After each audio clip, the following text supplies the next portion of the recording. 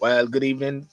This beautiful Saturday evening. I want to say beautiful, but while it is raining and there's like a freak storm outside, I forget the name of the um, hurricane or storm, which is blowing in the UK.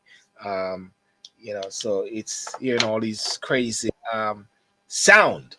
A lot of these sound which is being blown out there, this Saturday, the 7th of the 12th. I want to thank those who are joining me on Instagram, those who are joining me on TikTok, those who are joining me on Facebook, and especially those who are joining me on YouTube this evening. This is Talk and Sip Saturday night, and of course, I'd like to invite you to drink with me as to what you're drinking today. For me, I'm just going to have some sparkling water tonight. Some sparkling water. You can tell me what you're drinking. Um, Tonight. Tonight, there's so many upheavals in the world now. Cheers, ladies and gentlemen. Cheers. There's so many upheavals in the world of today, and normally, sometime Saturday night on Talk and Sip, there's also this focus on Jamaica with so many things which are happening, but at the same time I'm looking at the world operating on a different plane. The world, every different areas you're going, you're seeing breaking things which are happening around the world, you know. And so I look at it as a global impact, redefining the world. Looking at some of the breaking news, breaking things, headlines carrying the weight of change, political upheavals, environmental challenges. We are witnessing history unfold before eyes. We're talking in South Korea. Nation stands at a crossroad. Yeah. Water as well. Thank you. Drinking water as well. That is Jay. President Yoon Suk Yeol attempt to impose martial law, being thwarted by Parliament, leaving the country's future uncertain. Power struggle not only impacts the Korean Peninsula, but sends ripples across the geopolitical landscape of East Asia, shifting our focus to the economic forefront. And this move also includes the transformation of international supply chains and labor markets. Elon Musk, ambitious Tesla pay packages hit another roadblock, blocked by judge once again. But at the same time, I was watching the Notre Dame, the opening of the cathedral, which was burnt down, and Trump is there, Jill Biden is there, Prince William is there, meeting with, seeing President Trump. Macron is there, happy for this moment because he takes away the distraction from his recent days with his Prime Minister, forget his name, Ghani or whatever like that, Barnier, is in this upright. So this is in a moment where he can shine. And beyond all of that, you're seeing Elon Musk standing like he's the number one big bodyguard for President Trump.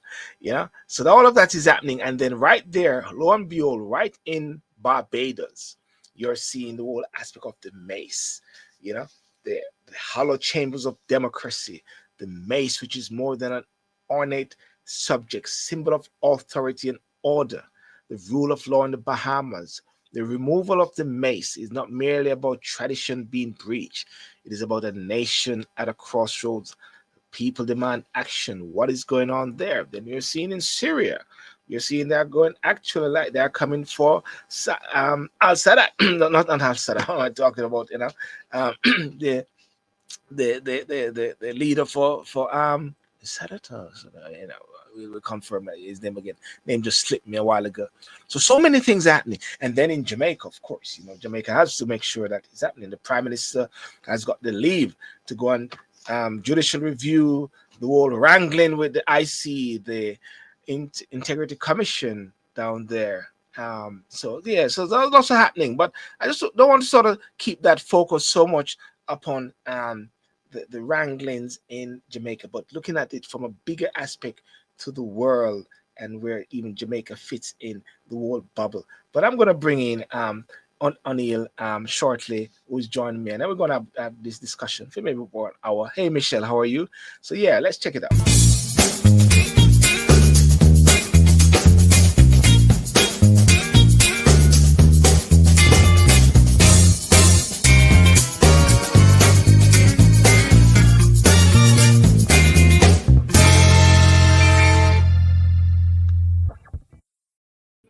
Hey, good evening, Anil. How you doing? What's going on? How you doing, Silveron? Hey, I'm cool, taking it easy. We have Yeah, a sort of what should I say? I shouldn't say it's cold front.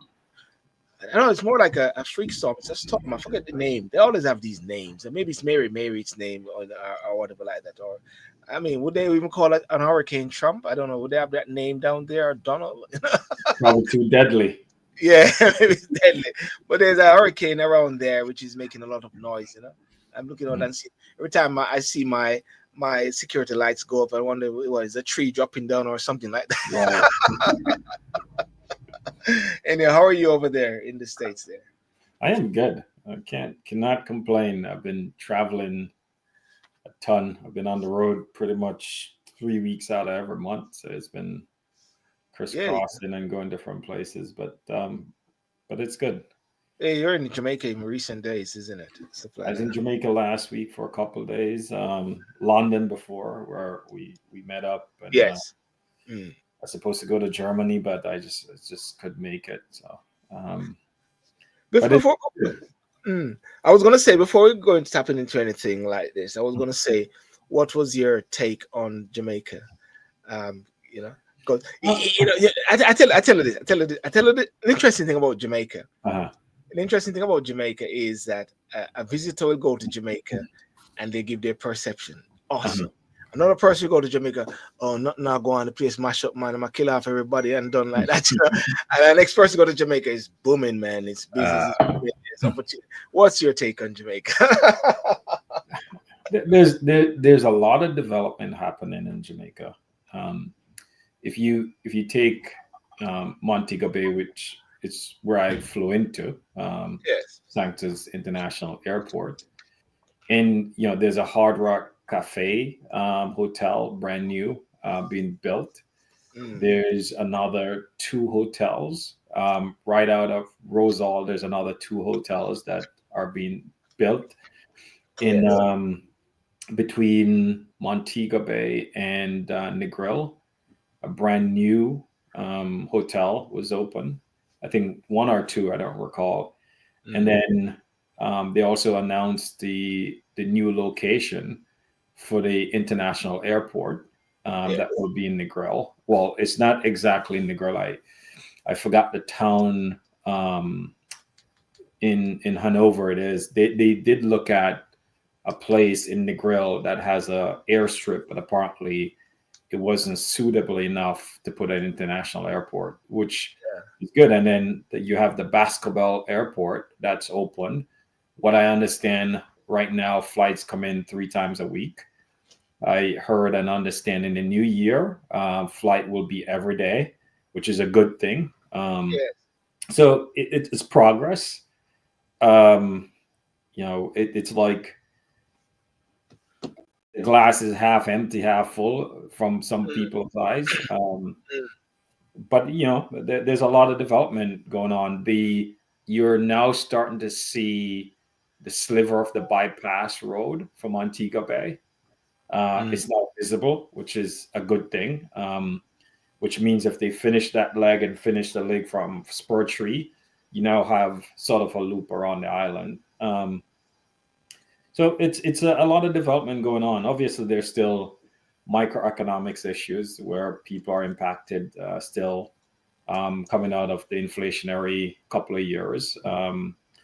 I think the other piece, barrel, did impact farming there, so you can't find a lot of things like trying to go into the market to get behind bananas and produce, which is expected when you have a Yes. hurricane that hit. Because remember, St. Elizabeth is sort of the basket, the agriculture The capital basket. for right, and it was devastated. So, but I think overall it's good in my opinion. Obviously, there's still some remnants of gang violence that's going across different areas in Kingston, but I think more than anything, there's a lot of positive thing going on in Jamaica right now. The recent like even some sort of killings in Jamaica. Um, if I juxtapose and I bring it to the UK, there was a little boy which they found, which was buried Hmm. a couple of years ago, and the parents they're of some sort of religious sect or whatever like that. He called himself king, she called herself queen or something like that. Mm, And that was gruesome. And then a few weeks ago, there was a shooting of a shoot up in a car, shoot up in a car mhm, of a little boy, a child, and the father, and and when you look at it, and you mhm, can say that things are really, oh, things are bad in Jamaica. Of course, let's not even take out of the equation the fact that there's a lady named Miss Dawn Anderson who was in Jamaica. Apparently, she just went down for some reason. Her husband is down there, and she was killed. She was found in a shallow grave, you know. mm. But nevertheless, that still happens. That doesn't take away from the fact that around the world is an evil place. Yeah, it is. But I also think there are positive things. I focus a ton in the artificial intelligence space. I think 2025 is going to be a great year. We're going to see transformation led by, people talk about generative AI and what does that does for content creator, what that does for writers, artists. I think 2025 is going to be a year Mm, of transformation. If you just recall, when was it? 2022 yes. with Chat GPT, right? It sort of come onto the world, and there's now a lexicon in everybody sort of vocabulary, and a lot of Yes. people are using it, to either edit emails, do first drafts, get more efficient.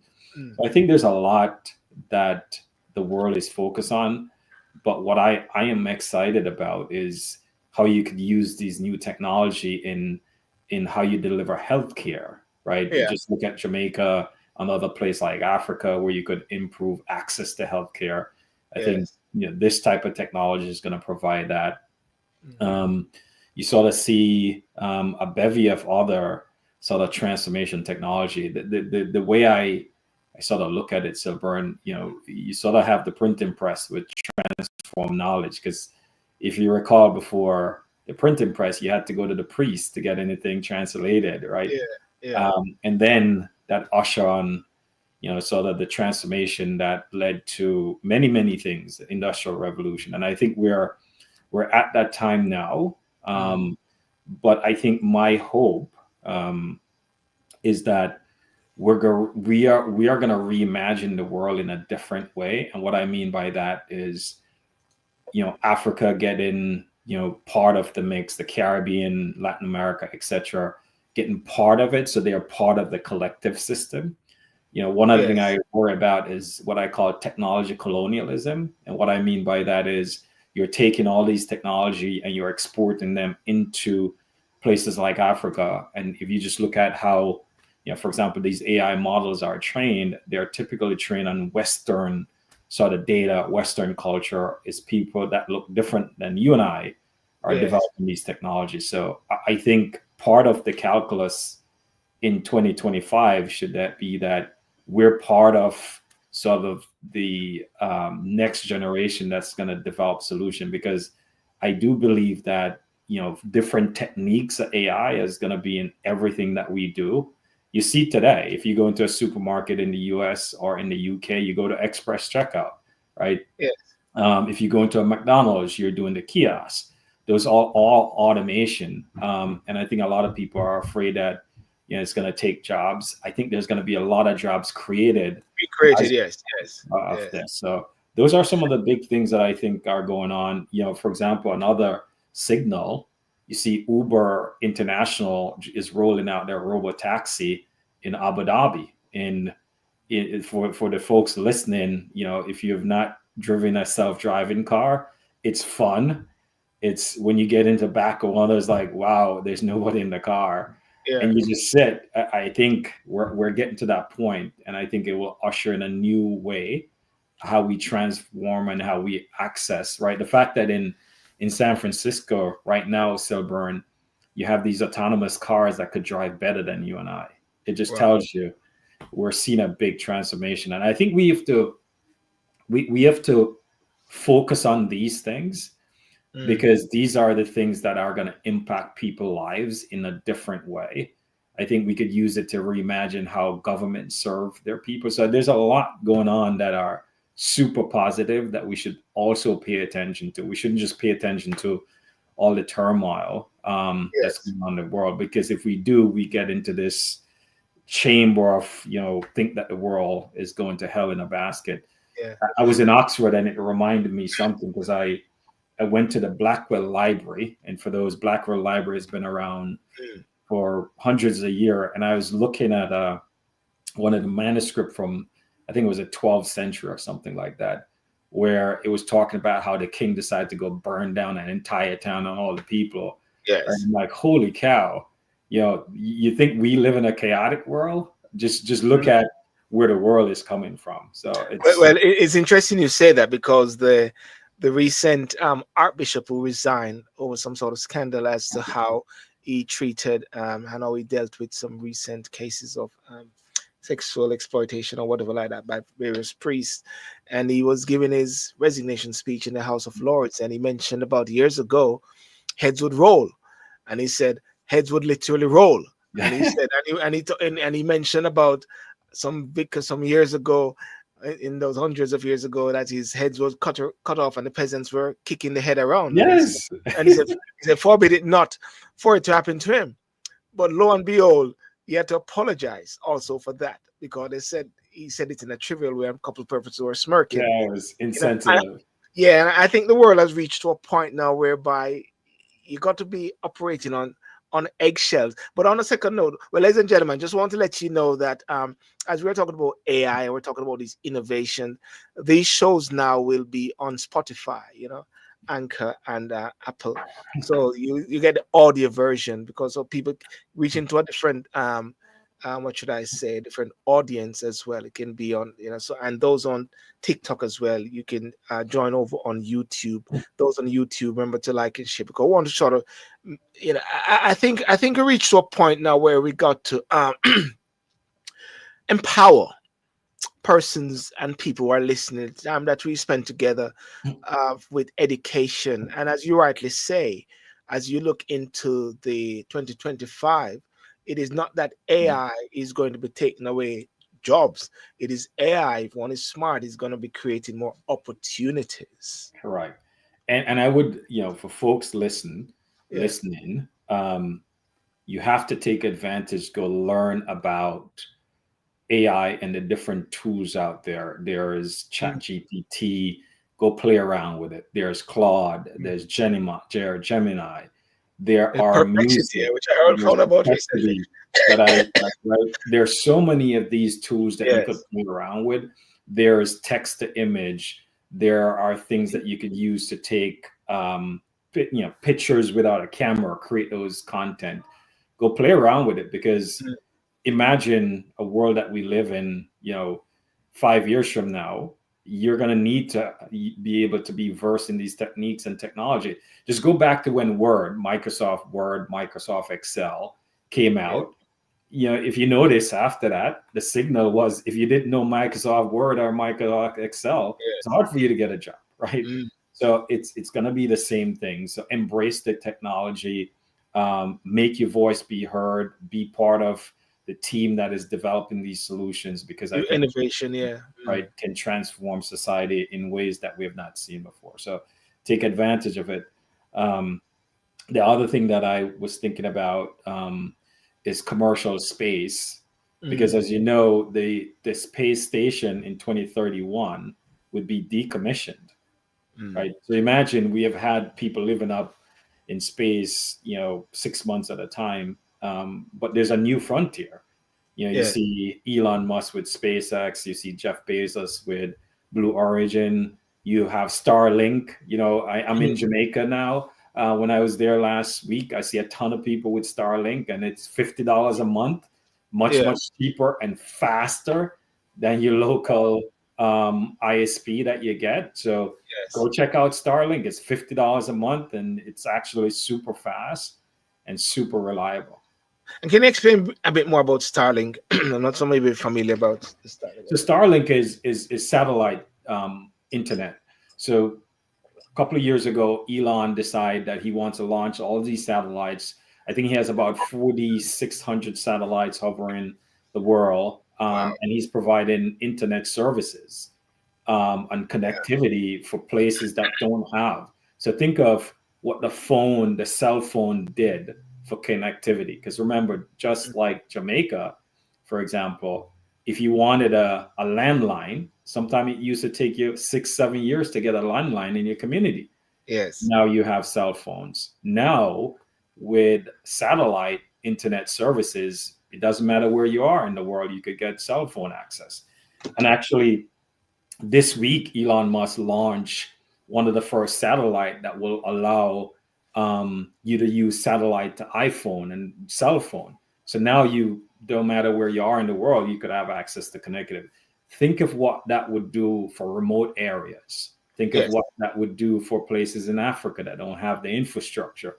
Think of what that could do for schools or institution in Jamaica where now I have connectivity to the world. Imagine that innovation and that transformation that could usher in. So um, I would suggest the folks go check out these technology because it's coming. Yeah, yeah, definitely. And if we pull back now, like the um last week to 2 weeks, we're seeing some sort of upheavals in the global landscape. As the topic said, global impact, breaking news, redefining the world. There are global impact, there are breaking news, and anyone who is looking for something, like they say, distraction, they can say that's my distraction there, because that is happening there. That's happening in North Korea. That's happening in Bahamas. That's happening in what do you call it, Syria. Where else is it happening? That's happening in America. Middle East, it's you know, all we, yeah. we can't keep abreast of it, because Trump is going to be appointing people, and they're going to be having fights. So any small country now is looking for these distraction. But what do we say about the way how the world is sort of shifting? I would say, in a sense. Yeah, there's a I don't remember whose song it is, but is that the what so much trouble in the world right Yeah, now, right? so I much forget love in the world in the right world, right, right. So if you just look at it, the geopolitical landscape is changing, right? now. Yeah. With a election in the U.S., right? I always say to folks, any election where you have two candidates, it's always a 50-50. It's a coin flip, Mm. right? And then Trump is back. I think you have seen different political chapters and different things that happened in the last couple of weeks. To your point, Assad was caught off Yes. guard with the things in Aleppo, um, and people think that strengthened Turkey and give them more influence. And then you have what's going on in you talk about locally the Bahamas, you Yes. talk about sort of what's going on with South Korea. That one caught everyone off guard, was South Yes. Korea, because South Korea has been a bargain democracy for a long time, stable, innovative. If you have a Samsung phone, originated there. um, and look what happened, right? Apparently, nobody know the genesis of it yet. I think people are still trying to process it. Where the prime minister, the president, decide to invoke martial law, and then the next day the Congress or the legislature decide to say no, no, and now Yeah. they're proceeding with Impeach him. potential impeachment. Mm. So it's interesting to see how that play out because that has political implication. And And I think the impact of that impeachment, I think a couple of the legislators didn't turn up or so that the number a need of 200 is not there now to impeach correct, the president, and the public is demanding it. I'm trying to say, it's like my show on Thursday night. I was talking about the world versus the people at the same time. It's like the people are rising up and taking the rightful place, or recognizing, as Michelle always say, the power is in the people. The people have the power, recognizing it. And so therefore is that push. And when you see like what is happening in France again, I think Macron is hanging on to a thin string, but he claims that he was given 5 years for a mandate. Boris Johnson could have said that as well.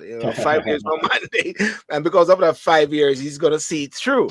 So he's just going to keep appointing another minister to Garnier of the Mr. Barnier, whatever his name is. You know. Yeah. It just tell you don't know. It's like when you play sports, you Mm. don't know what's happened with every move on the pitch, or on a soccer field or whatever. Every move is different, and you're seeing that across the world today, where Mm. with what's going on in France, and some people, you have sort of Le Pen, her party, which local government in France, she sort of won, and then Macron decided to call a snap legislation election Yeah. because he was a little bit scared, but he got reelected because he put a coalition together, and Yes. now that coalition is being fractured. So now the question becomes, how does he govern? Yeah. Yes, he might have 5 year, but what's the governance structure is going to look like? Mm. How is he going to um, execute a job for the French people? That's going to be super interesting to see how that play out. The good thing for him, he has some distraction today because you have Notre Dame, the Yeah. cathedral that was built, I think, in the 11th century, came back online today. So I think there's world leader. You mentioned, Trump is there. I don't know if your prime minister is there, but there's No, other no. people. He's trying to sort out what's happening here because they're just trying to get rid of. They're trying to get rid of him already. So he's like, I'm scared if I go. He's scared if he goes, they might not be able to get back in. Sir Keir Starmer. uh, I mean, Kemi is in Washington at some event there. She's presently in Washington um at at at this event. What is it called? The 2024 Washington DC IDU forum. She's at the okay. IDU. She's at IDU forum, and here she's there. Oh, okay. Yeah. That's good. I joined the Conservative movement in Mm. an unusual way. I didn't study politics or government at university. I'm not a lawyer. Oh, I'm an engineer. Yeah, she's going around now, creating her own space. You know what I mean? At the same yeah, time, okay, yeah. holding the prime minister to account as well. Mm. Yeah, so that's the thing, Silburn. There's a lot, and there's some people that probably theorize to say, we're gonna have a transfer of power coming up here January 20, and people think people are trying to maneuver between now and then. So that's caused different things in the world, but it's gonna be an interesting next 4 years after January 20. But the good thing that I've heard, and I've heard a lot of business leaders are singing the same tune here, is that their interaction with Trump this time around is different. Yeah. They say he's calmer, he's much more thoughtful, which is good because everyone grows, right? And I think some people will take public persona, what you see in television, and you use that to frame someone. Mm. And you don't really know. That's why I always tell folks, I don't really know people. You see politicians on television, they talk about something, but Yeah. I can't say I know them. So that's why a lot of times when people, Silburn will say, I hate this person, but you Yeah. can't hate someone you ever meet, never met before. So I think these things are going to come together. We'll see. Over the next, sort of couple of months. You saw TikTok. The courts upheld TikTok sale, which based on the legislation, should take place the 16th of January. But there's this clause in sort of the legislation that give the president some leeway in the process. So it's going to be interesting to see how all of these geopolitical stuff, because the whole TikTok thing also have geopolitical implication. Because remember what China has said, Yeah. they won't sell it, and the algorithm is a national security um, asset for them, so they won't sell it. So those are some of the things that I think is going and to be and an and they're interesting. and they're somewhat giving the assurance that it is all secure and it's all safe. That's what China is actually saying. Well, the owners rather of TikTok. Um, Yeah, that's what ByteDance is saying. That there's something called Project Texas, where they built a massive data center in Texas to hold the data. But I think people are still saying that even with that, there are still things going on. So we'll see how that play out in the next month or so. the interesting thing you just mentioned about Trump a while ago, and about the change in sort of way how he's operating, and we saw when he went to Notre Dame not so long ago. He walked in there, and I was looking at his face and said, "Come on, man, smile, man." He just "Grr." And then when he went up to President Macron and his wife, you see the smile, And then Yeah. when he went to, and Zelensky is there as well. Zelensky and all these guys sit down, and of course, I was watching and say, "Where's Trump gonna sit?" And of course, as he walked in there, everybody's all the leaders them are standing. Zelensky have a little glint in his eyes, like there's my little mate. You know what I'm saying? you know, and it's interesting because the mayor of London, which is Sadiq Khan, he made some very um, what should I say, comments about Trump of recent days, and said Trump not to come to the UK and blah blah blah, ray, ray, ray. And then he's the way he's talking now is like, well, we got to talk to him and get to know him. Lamy, who is of course, the foreign secretary, was Yeah. making some very damning things about Trump and Right. all of this. Said, yeah, we met Trump. I met him. I have to say, he's a nice guy. He's seeing the guy and meeting the guy now is different because everybody has been taking what the media has been pushing out. Yeah. What the media has been pushing out, but they're getting to actually see the person and realizing now that they have to deal with this person the next 4 or 5 years. He's a guy, you know what I'm saying? Yeah, So it has to, because just remember, yeah. as we were talking about geopolitical things, trade is a big thing, and Trump was interested in creating a trade agreement between England and US, and it didn't get done, and it still hasn't been done, right? So that's an important thing around trade between the UK and I think the UK and the US are, they're a symbiotic link, right? I think it's the most strategic partnership there is. So to me, leaders rise above the rhetoric, Yeah. Silburn, and just focus on, how do we work together? How do we create policy that make each country better, right? And how do we play a role in sort of the global sphere of policy and politics in the interest of each other country? So I think it's going to be interesting to see this time around. The other thing that was interesting that happened, there's a trade agreement, which, as we talk about Jamaica, but the Caribbean has to pay attention to. It's called the, I think MECOSAR is maybe my pronouncement is off, but it's a trade agreement between EU, Brazil, Uruguay, and Paraguay, right? This is different from the BRICS. This is it's open up market of about 700 million people. Obviously, the EU has to ratify it, but Germany seems to be on point for it. The reason it's important, they're going to reduce tariffs, they're going to open markets, right? And these are the things that I believe CARICOM, for example, might want to be part of this agreement, because if you just Mercosur. yeah, Mercosur. Yeah, it's Yeah. Argentina, Paraguay, Uruguay, Yeah. and then Argentina. So I think these are things that we have to pay attention to. You see what's going on in Argentina with Millie.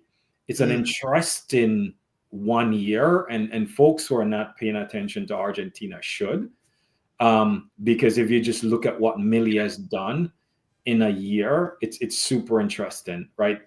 So I think all of these trade agreements, if we want to get access to market, if we want to get access to emerging technologies, we have to get these partnership agreement together, and we have to figure out how the Caribbean benefit from these type of policy, because we have bananas in Jamaica and other places. We have all these agriculture stuff that if you try to bring them in the US, the tariff that is added to them is huge. So you sort of lock out these market.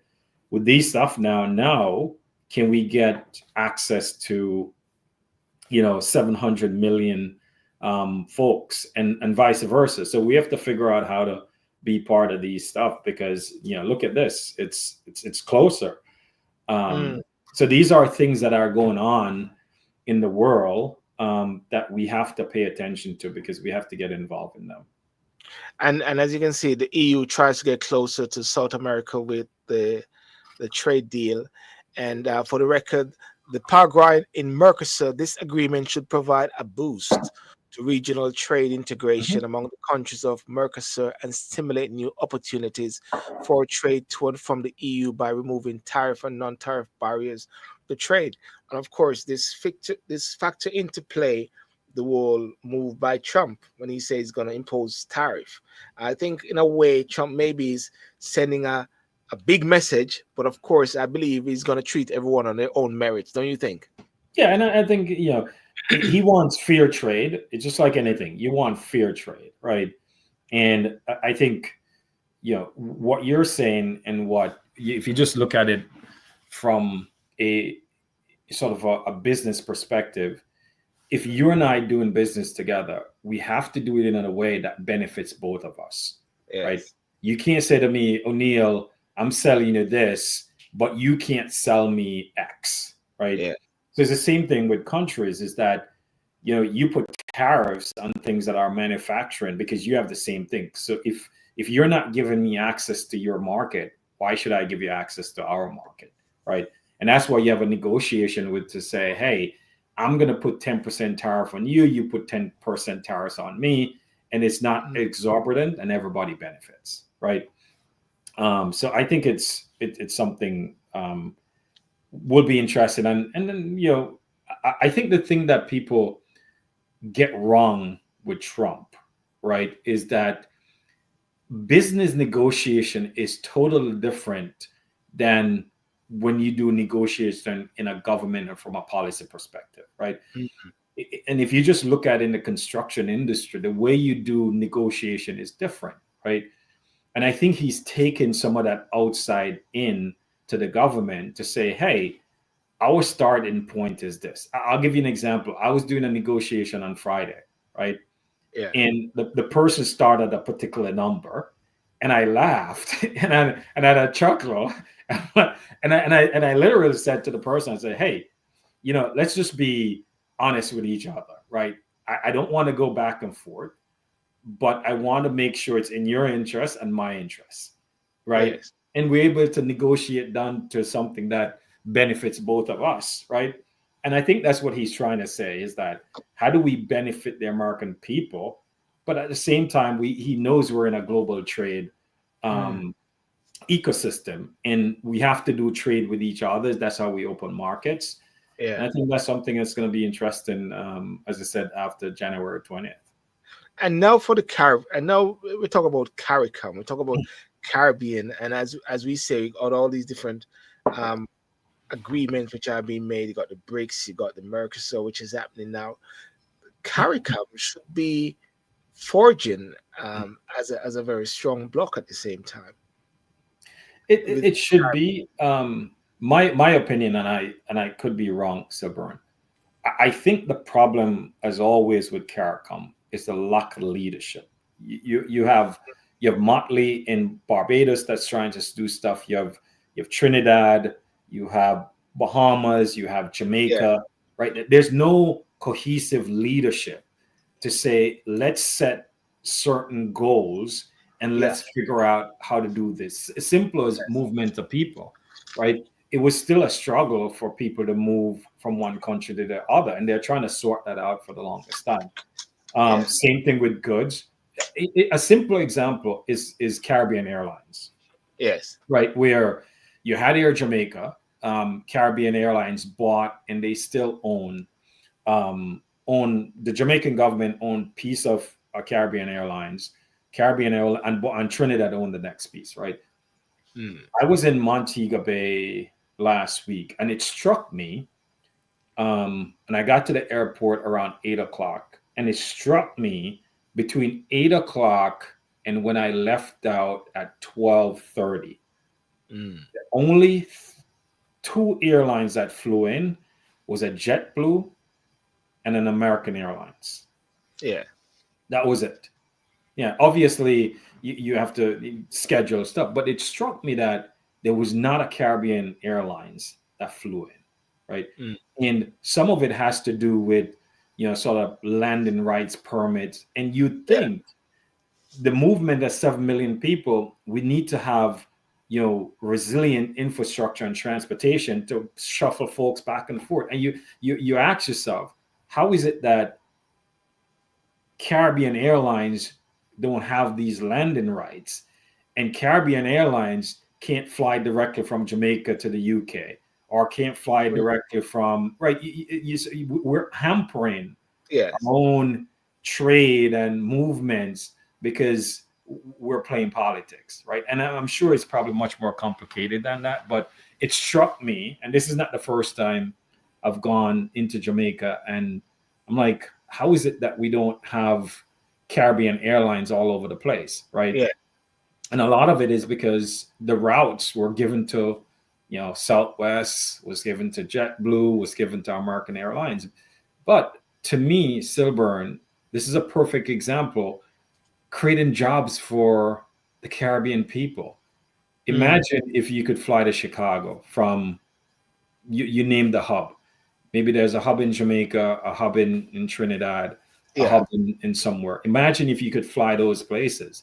Imagine the trade, the movement of people, the goods, etc. Now you could go from, 2,000 employees to 10,000 employees. It needs Mm. more pilot. It needs more baggage handlers. All of these things are things that I think could spur, and I think you need leadership from CARICOM. And it's the same thing what we're talking about with trade, right? We need to negotiate and trade as a block because, the last time I checked, I think there's probably about 8-9 million people. If you just take Jamaica, Jamaica, Trinidad, etc. Um, and we can't do it alone, right? We have Yeah. 2.9 million people in Jamaica, right? That's Mm. a small market, Mm. right? So for us to, it makes sense for us to figure out how to work together as a block. Yeah, yeah, that's very interesting, and as we touch on to, like, the developments in Jamaica right now, because as we started off at the start, and as we coming on to the end, we we Can I yeah, just address Michelle? yeah. I think, Michelle, one of the things that I think is more complicated than that. Um, One of the reason, and you Let, hear let other me just leaders. let me just read this out for the purpose of audio listeners. Michelle, point was the USA always wants everything. This is their pattern. Go in and claim other countries' ideas, minerals, etc. The Western world are savages, and they paint us as the savages and the dangerous ones. Yes, go Yeah, ahead. Yeah. I think it's much more complicated than that, right? One of the question one should ask themselves is, why is the U.S. has companies that have market cap of over $1 trillion? And if you look at the concentration of companies that has a 10 billion plus cap, their concentration in the US. Europe has great system, and I forgot what leader said it the other day. One of the biggest difference in the US is what you call risk capital, Mm. meaning that anybody could go raise money to start a company. First seed, you could go raise $100 million, right? And you have companies who are willing to fund these ideas, knowing that they might only have one out of 100 that makes it. There's Yes. no other place in the world that does that better than the US.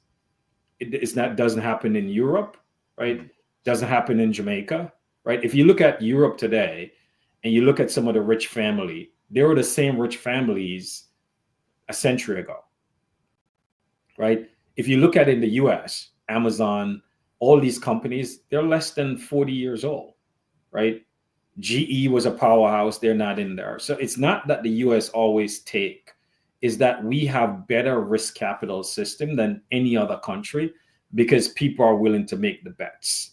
And then people are willing to transfer those technology because this is where you could get the capital. And it benefits the world, right?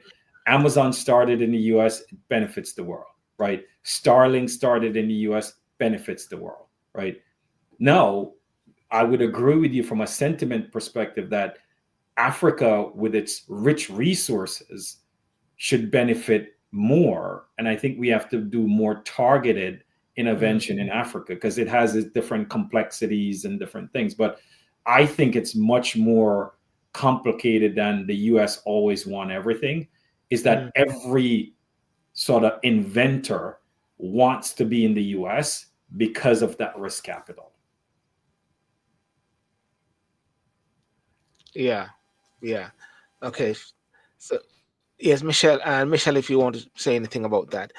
Um, the point I was going to go on to the Jamaica bit there, and just for the record, if persons is following what is happening in Jamaica, there was a issue where the Prime Minister sought leave from the courts to judicial review the Integrity Commission, the Integrity Commission report regarding the statutory declaration.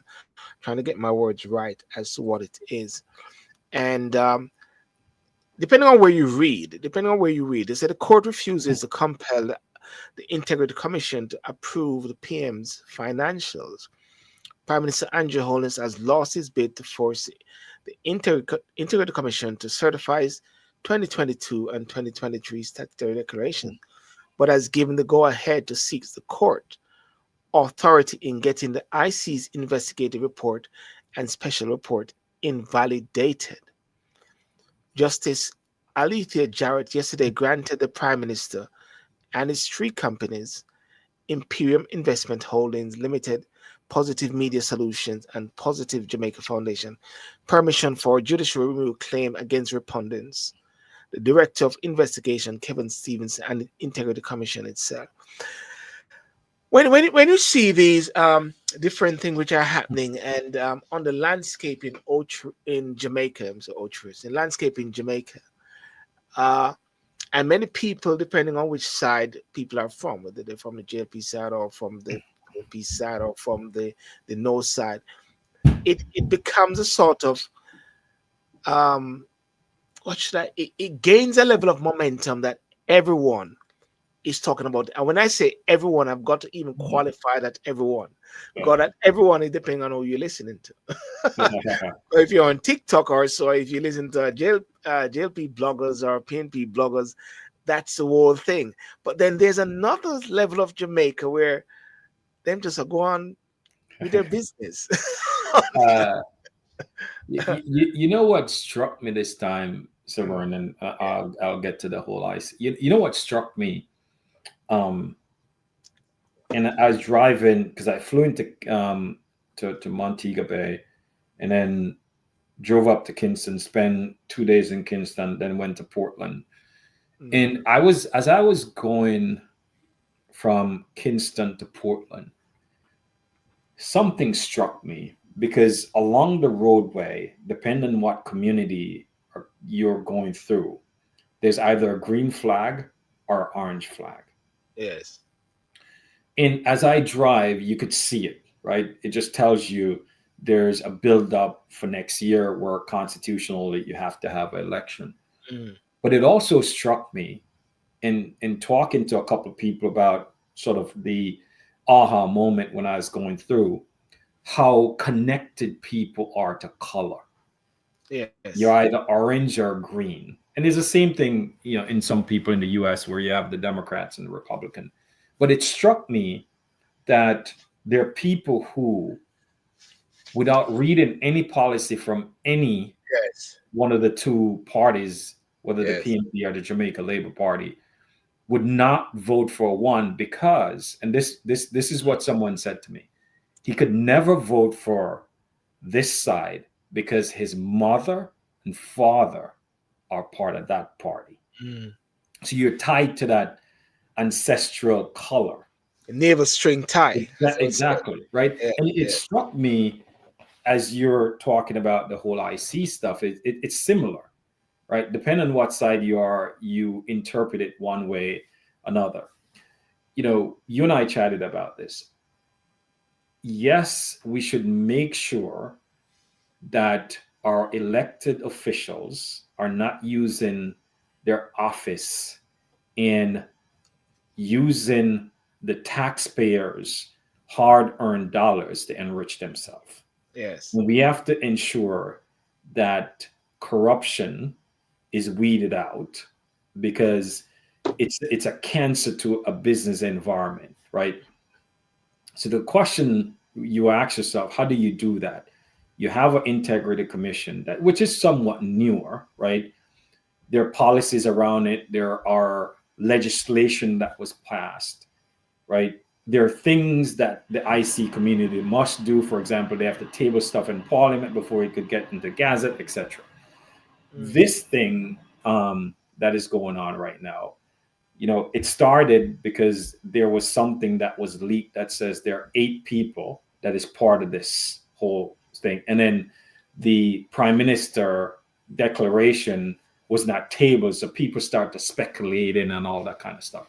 Then mm, it was released, right, and everyone read, etc. And now the prime minister, his thing is like, I did nothing wrong, right? yeah, And I was able to answer the questions. And there are discussion that the integrity commission went above what the policymakers dictated, so he's seeking this review. mm, My take on it is this: it obviously there needs to be policy that strengthen the integrity commission. That's one.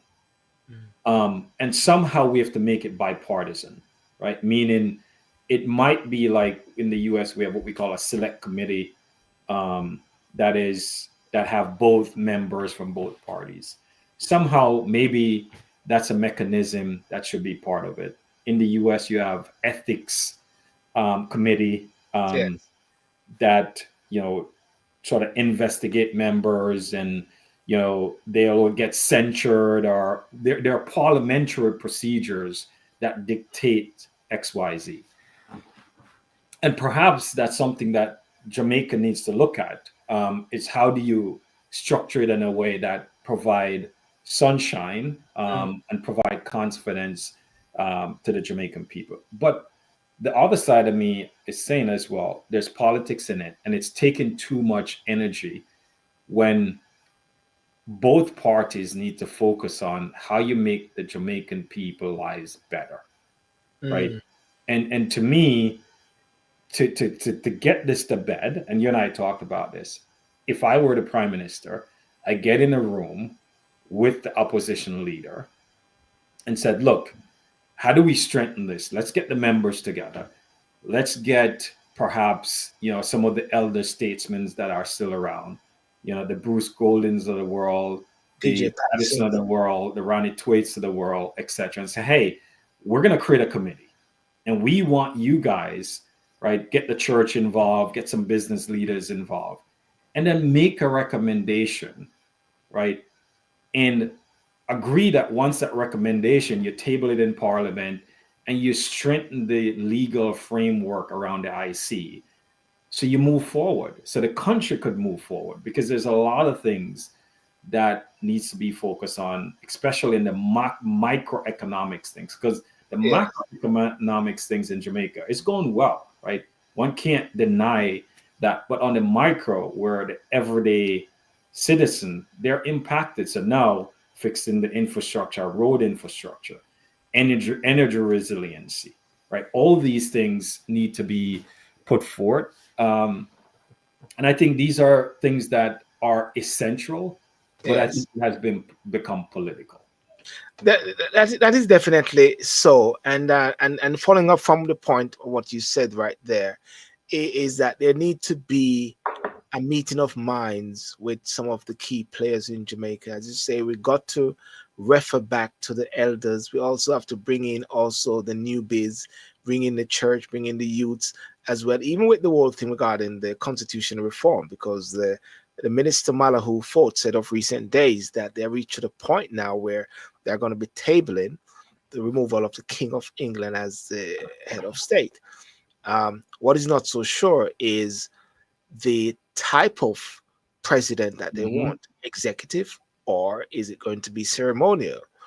Of course, I believe that the committee is more leaning towards the ceremonial, which is similar to the GG. But somehow, Anil, it's like there need to be some sort of finality. There needs to be some finality. You can't keep going back and forth. There got to be some finality because, listen, even if you get the executive, you could get the executive in a way where you say, yes, we get someone voted in, and yet you have the same issues because the whole issue is about accountability, isn't it? Hmm. The whole issue is about transparency, which is what they're trying to deal with. And I believe right now, especially with the Integrity Commission, there need to be, what should I say, a settling of the minds, a settling of these offices whereby it is not up and down, and put it this way, it's like there need to be some certainty. It's like when all of these which are happening now, if a JLP person speak up or a PNP, sure, a JLP, sure, PNP. Yeah. So who is that middle person? Who is that middle ground person that can come out and speak with a level of authority and say, listen, this is the whole thing. This is that people can listen to. Is it a Bruce Colin? People are gonna say, sure, a JLP. If it's a PJ, sure, a PNP. If it's a ombudsman, which they say there's no more ombudsman. Hmm. So do you see this slight dilemma in a sense there in Jamaica, which is so very politically tribalistic, but for 37%. Yeah, yeah, right. And that's the thing, right? Which you and I have talked about. Yeah. It means that you've turned off 67% of the electorate. They have turned Yes. out.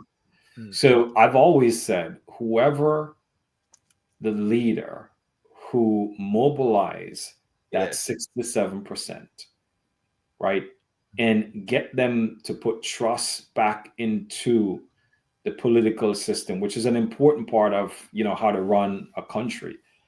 I Yeah. think they have a winning argument, but you have to go Mm. back to the people. And somehow, if you're a charismatic leader enough to get folks to move away from this tribal colors Yes. and put Jamaica first, right? Mm. You might have something. It's like, people will talk about Trump in different way, but what Trump was good at doing is tap into the psyche of the different folks Mm. and be able to say, hey, I hear you, but here's what I'm going to do, right? You might disagree in some sense, but from a Jamaican perspective, you have 67% of the electorate that has been turned off. So the question becomes how you engage with those is Yeah. super important, right? That's how you make changes in a way. Because if you take that 37%, as we talked about, there's a certain percentage that will never vote for one party over the other. Yes. They're set. But Yes. you need to get the independent and you need to expand the political base Mm. and you need to figure out how to pull people in and give them the confidence that once you get in, you're going to do things that actually make them and their family lives better. And whoever could tap into that messaging, Yeah. I think is a winning argument.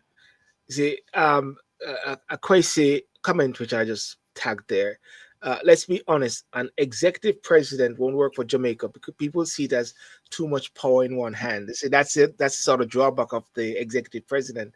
Too much power in one hand, at the same time, and the power can corrupts, and absolute power corrupts absolutely. Now, I've always said this, Anil, and I remember I used to work with Claude Clark many years ago, Highgate Food product. And Clark Clark is the brother to Judge Clark and the late Keith Clark, who was gunned down the time during the Dudu saga there. Nigel Clark, uncle. And I remember I used to be in the accounts department and I used to drive down, well, take taxis. I never used to drive when I was in Jamaica at that time. Take taxis down to face the commodity, to T get his grand along the boulevard there, not the boulevard, down by the waterfront there to collect checks. And I always saw these zinc places, zinc fences, going through different communities there. And I always say, why can't they get rid of these zinc fences, for these ghetto areas? I always had this dream. I always talk about this political thing. I used to go on Multi Perkins sometimes and talk about it. And that at one point they caught me off guard in my office one time because Clark asked me the question, when do you get to speak to Multi Perkins when that's doing working hours? That's a mother of the shh, you talk too much. But I've got a dream, Anil, and this is what it is like. Couldn't there be, and ladies and gentlemen, hear me out there, couldn't there be a situation whereby the both political parties say they're going to lose a couple things, lose the colors and lose that thing that makes lots of noise. That thing that Yeah, makes yeah. lots of noise, lose the colors. So go through a period whereby we dismantle, we go on the platforms and we do not have the shocking green, we don't have this shocking yellow, because if these political parliamentarians win and they go into different areas and they have their constituency office whereby they're going to have their surgeries, then people who are of a different color are going to feel maybe slightly intimidated to go inside there to go to their surgery, Hmm. because they're going to see Pierre Boy out there in them green and Pierre Boy in their orange and say, we are going, vote PNP, vote JLP, we are there, sir. I don't know. I believe it is stemming up to a level of maturity whereby something like that should happen, or maybe you have to get a new breed of leaders eventually that dismantle and mash down that thing. What do you think? Am I having a pipe dream there? It's an interesting thesis, Mm, but it could be a play on the fact that you're talking about replacing the king to sort of divest yourself of this colonial vessel that has hampered you. But exactly. if you just look at the political parties and where they got their influence from, maybe it's time to say, as we take off the shackles Off. of the colonial, we shed these colors and we create a neutral color that everyone knows that the Jamaican flag is probably one of the most recognized symbols in the world. Mm, And maybe you go back to where it's a neutral color, so yeah. it's more focused on the country. And I don't believe, to Kwesi's point, that an executive president will work because it will cause too much deadlock in a parliamentary system. Too much. If you look at Israel, for example, it's a figurehead. If you look at most parliamentary sort of countries, it's figureheads. And I think Mm, that's what you have to do in Jamaica. Because I don't believe any prime minister, regardless of what party you are, will never give up power of the prime minister's mm, office. It's just the same thing where here in the US, we have three branches of government: the executive, the judiciary, and Congress. Each yes. always try to encroach on each other power, and they Outmaneuver each other sometimes. outmaneuver. So I Yeah. think you don't want that, especially in a small country like Jamaica.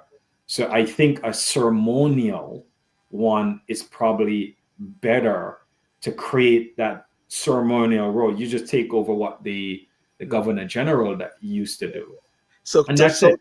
yeah. So to counterbalance and to sort of make it effectively, as the removal of the king becomes a reality, the constitution reform need to also take place, whereby you have fixed terms, entrenchment, impeachment, or whatever like that, and then you have something like the date for uh, elections. So therefore, definitely that you're not going to wait for the prime minister to say election is going to be when we wake up, depending on how we feel today. It's going to be like in the UK. I think it's May the Yeah, 6th. May the 6th, you always yeah, it's have constitutional set. constitutional set.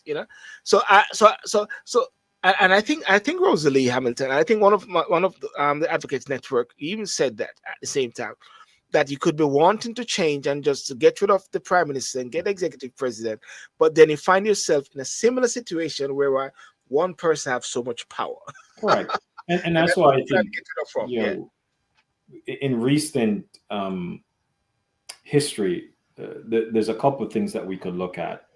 We could look at what happened in Chile, Yes. right, when they did the constitutional reform. Look at the instability that has caused Chile. Chile was a vibrant growing country, and now it's set in turmoil because of how they architect that new constitution. Um, Yes. I think if you're going to go and look at the Constitution in totality to Yeah. see how you update it, I wouldn't leave it to the politician. I would Yeah. do something similar to what South Africa did, where Mm. you get sort of non-political bodies to sort of chair with input from both political parties, from the Mm. church, from business, and from the common people, and you Mm. get something that preserve the rights of the people, right? Yes. And you give enough time for people to opine on it. People might say that will too, but if you get people as part of the sausage making, they have to own the output of it, right? But if you try to take the politics out of it, I think that's the best way. But in terms of this, getting rid of the king as the ceremonial leader of Jamaica, I think you have to replace it with a ceremonial president. Mm. Anything else would be too destabilizing, Mm. because you could have a situation in some future time when someone decide, you know what, I'm the president and I'm not leaving, because Yeah. you have not architect the system and the separation that ensure that no one person have enough power to do things. If you go back and remember, I don't remember what the term was, but you remember there was an episode in Jamaica where up park camp, where a couple political leaders were arrested. um I don't remember that term. I don't remember if you it was there's a couple political leaders that were arrested, and they were housed at up park camp Was back that in, was that was that under the Manley regime or under the Siaga regime? I think. I Trying to think remember. I don't remember if it was Manley or Siaga. Frederick Charles and those Colonel guys. Charles was one of the person that was detained. Yes. um I don't remember who. Mm. I think it might have been on the Manley. I don't Yeah. remember. um um I'm just looking it up. Mm. Yeah. um Let me see, because those are the things that you want to present. Yeah. It is. It's a detained 283 days in Jamaica detentions camp. Uh, Yeah. uncommon member of Who was that? illegal. It's this is a memoir of Mr. Charles illegal detention at Jamaica prison camp. Charles, an activist politician. Why Manley said Colonel Charles was locked up. It Oh was yeah, it was under the Manley. yeah. Manley. Charles was placed. Charles was placed on the when I went to Upper, I saw the policeman who was in charge, and he instructed, "Oh, take him to number 3 when they close the iron gate." Michael Manley gave Colonel Charles Sr. a reason why he was locked in a black hole at the Army's Upper Camp base more than 9 months in the election year of 1976. Hmm. Mm, So that you don't want those episodes, yes. right? Those are the things that you have to guard against, and you have to architect it in such a way Mm, that preserve that. Because in 62 years of independence, almost, right? We had that episode, right? We haven't had anything since. So we don't want to yeah. create a constitution architect that gives someone too much power, right? So Yeah. those are some of the things that we have to figure out. Yeah. Kwesi also said Manley regime. Well, I think it was a very good discussion on this. It's interesting talking about this because I have a gentleman, a Reverend Joe Aldred. Joe Aldred, I'm going to do an interview with him on the podcast series, Facebook, YouTube, next week on the 15th. And he has this book called Flourishing in Babylon. Flourishing in Babylon. And what is so very interesting about this book is about that you can survive and live and flourish and be successful in England, even though there's racism, even though there's that, and even though there's that, because many times people believe that the system hold them back. I mean, just like in the States, people listen, as far as I'm concerned, people always find reasons for why they are not successful or why they are held back, isn't it? On it, people always find reasons, no matter what. There's always challenges to Yeah, learn. Life yeah, is never without challenges, right? yeah, And I always say, as you move up the hill or mm, you move up the mountains, sometimes you get knocked back down, right? yeah, You just have to continue to move up the hill, and sometimes there are challenges, right? But you gotta keep moving. I think, you know, folks will say, well, the system has kept me down. yeah, Remember, you know, everything, when you say system processes, you say the government, they're not building, yes, they're people. yes, Yeah, yes, everything is people, right? You're dealing with people, and you're gonna have setbacks. And sometimes, you got to do like what Frederick Douglass did.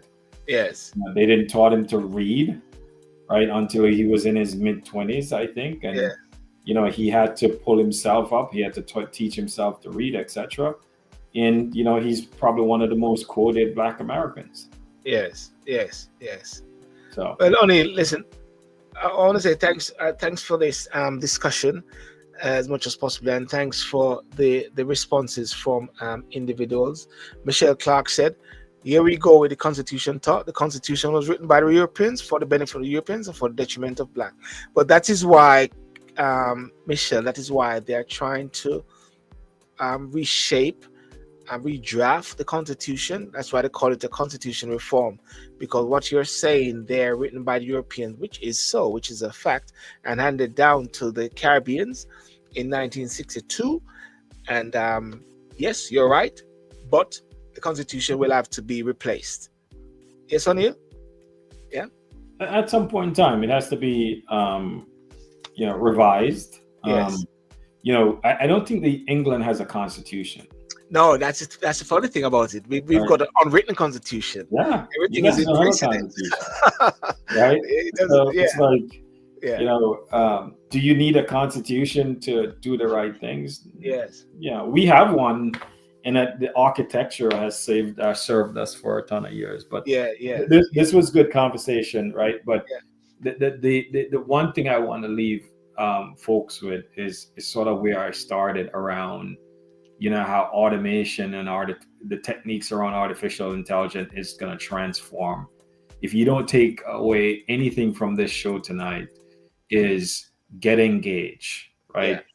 Be curious, go try stuff out, because I think Mm. you're going to get into a era where if you don't understand these techniques, it's going to be to your detriment.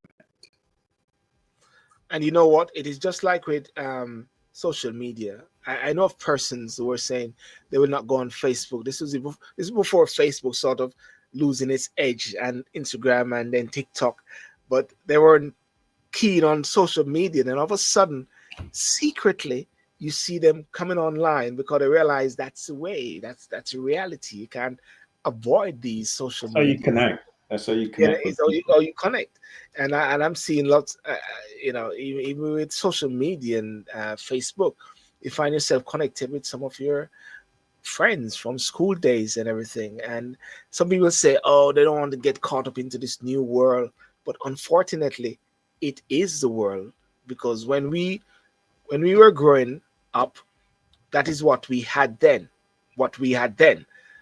But now we used to go to the no before we used to go to the library for the red books, for the encyclopedia and those sort of things.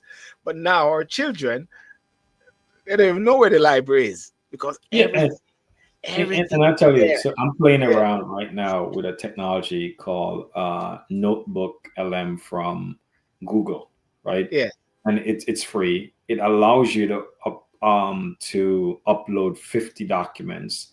yes, You could upload, a PDF. You could upload videos, etc. yes, And it's your body of knowledge. So if you have things, for example, that you want to learn about, you could upload all of them into this Notebook LM, mm, and you could start asking question. You could yes, start asking to summarize, but it only use what you just uploaded.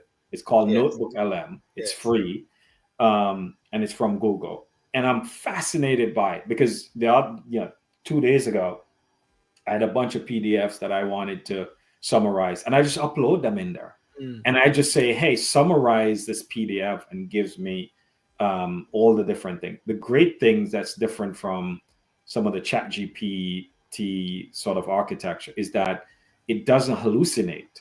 So what Mm. you're getting is based on the documents that you upload. So Notebook has put up, So it's GIGO, right, G exactly. GOG. I mean, Yeah, it's exactly. garbage in garbage. I mean, Exactly. so But what you this put in, one what you is get out. Yes, yes. Sorry. exactly. But this one is yours, whatever you Yeah. upload, it won't Mm. hallucinate, right? But pay attention to these signals, because all of a Mm. sudden you could now consume knowledge much faster, much quicker. And that's the most important thing: consuming the knowledge much quicker, more faster, as much as possible. Someone says one time that just because it takes you 10 minutes to do a piece of work, and another person 3 hours, as the one that takes 3 hours worth more than the one who takes 10 minutes. Because the one that takes 10 minutes have compressed and know all of this knowledge very easily. The one that takes 3 hours, for argument's sake, if I get a piece of legal work to do, for argument's sake, something to do with childcare or removal of a child or so like that, I can set out all the things very quickly within the space of a few minutes. Another person who doesn't know the first step will have to do all this research. Now, because they take 3 hours and I take 5 minutes, who is more who is more worth it? You know what I'm trying to say? How do you work? How do you Right? quantify that? But there's another part of it where Yeah. these things become multimodal.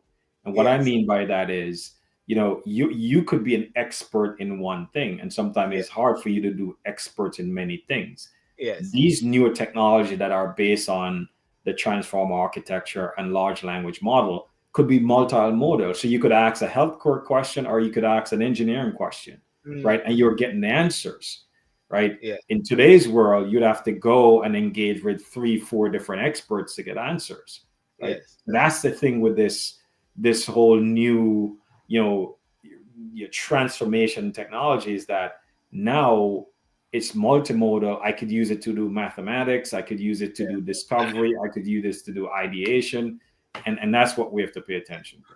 We'll have to come back and dissect some sort of example scope as to the question about taking jobs and versus creating more jobs, because what you just said right there, which we won't go into, whereby you need different persons to do a piece of work, but now you can do everything in one go, just like that. What does that mean?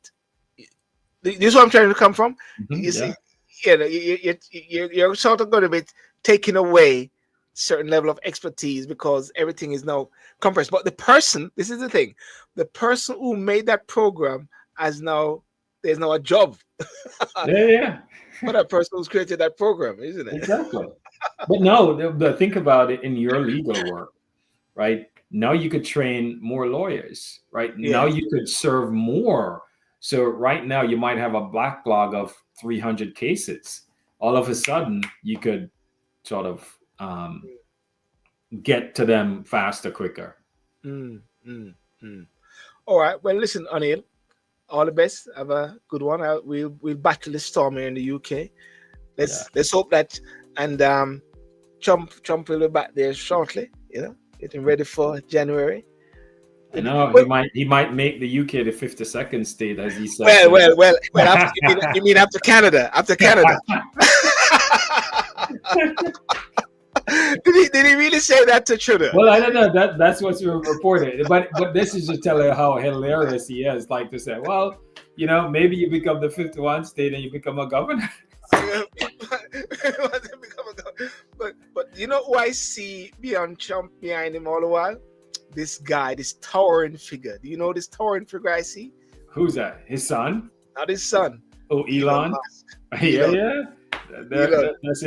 That's his brother now. That is bro, man. That is bro. He's like, he seemed like the top CIA guy. He's like the top Secret Service. I know. Where he's He actually Notre Dame. He's there in Notre Dame as well. Yeah, he's there. Wow. So, Wow. all right, my friend. Yeah. All right, O'Neill. Have a good night, man. Thank you very much. See you around. Take care. Bye-bye. Well, ladies and gentlemen, thank you so much for joining tonight. Let me see what Michelle is actually saying here. The One Track Mind. think coming. Okay, okay. Here's one track mind thing. Everyone thinking the same. That's how I see it. Well, ladies and gentlemen, I want to thank you so much for joining tonight. And as I mentioned earlier, I'll be having on the 15th of this month, I'm having Mr. Joe Aldred, who is going to be coming on talking about the flourishing in Babylon, his book Black British Agency and Self Determination by Joe Aldred, developing a fresh reading of Jeremiah's letter to Jewish exiles and his own Pentecostal tradition. Joe Aldred offers a fresh understanding of the Black British experience, which draws on a realized eschatology rooted in identity, empowerment, and in an agenda in a contested diasporan context in the shadow of empire. There exists opportunity to fully flourish without apology, or as Jeremiah puts it, to those in exile to settle, build, and grow. Yeah. And this show also will be on Spotify. You can check that out on Spotify on the Silver and City. And Michelle, good night. Let me go and check on my black cake in the oven. Can you send that cake to me, please? I'll send you my address, and you just DX or DHL or whatever. Just send it to the UK. There's no storm that is gonna stop it. All right, that is there. Send my cake live and direct. Those on Instagram, thank you so much for joining, and those on TikTok as well. So peace out and have a good evening. And remember to like and subscribe. Thank you very much. Peace out and good night.